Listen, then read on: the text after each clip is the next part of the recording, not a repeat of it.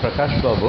நான் அசோக் லைலனில் ஒர்க் பண்ணிகிட்ருக்கேன். நான் எங்கள் வீடு வந்துட்டு பெரியமாத்தூரில் இருக்கேன். நான் மே 7ஆம் தேதி வந்துட்டு நான் வந்துட்டு பைக் எடுத்துகிட்டு வேலைக்கு போயிட்டு இருந்தேன். அப்புறம் ஜோதி நகர் ஆண்ட வந்துட்டு சடன்னாக ஒரு வண்டி திரும்பிடுச்சு. என்னால் கண்ட்ரோல் பண்ண முடியல. நான் போய் அந்த வண்டியில் இடிச்சிட்டு என் பைக் வந்து என் கால் மேலே இருந்து ஃப்ராக்சர் ஆகிடுச்சு எனக்கு.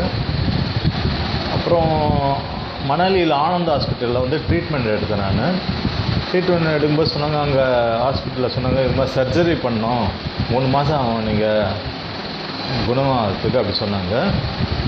அப்புறம் ஃப்ரெண்ட்ஸ்லாம் வந்து சஜஸ்ட் பண்ணாங்க, இது மாதிரி புத்தூர் கட்டு நீங்கள் வந்து போங்க.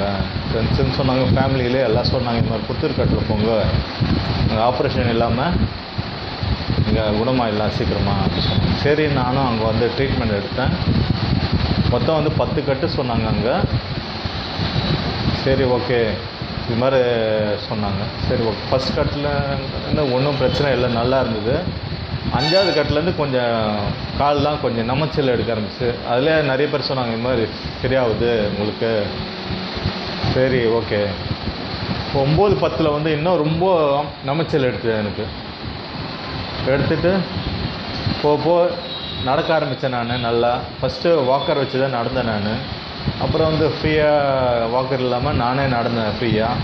ஒரு எக்ஸசைஸ்லாம் செஞ்சுட்டு இருந்தேன். நான் 10ஆவது கட்டு போய் பிரிச்சுட்டு உடனே நடக்க சொன்னாங்க, ஏந்து நடக்க சொன்னாங்க.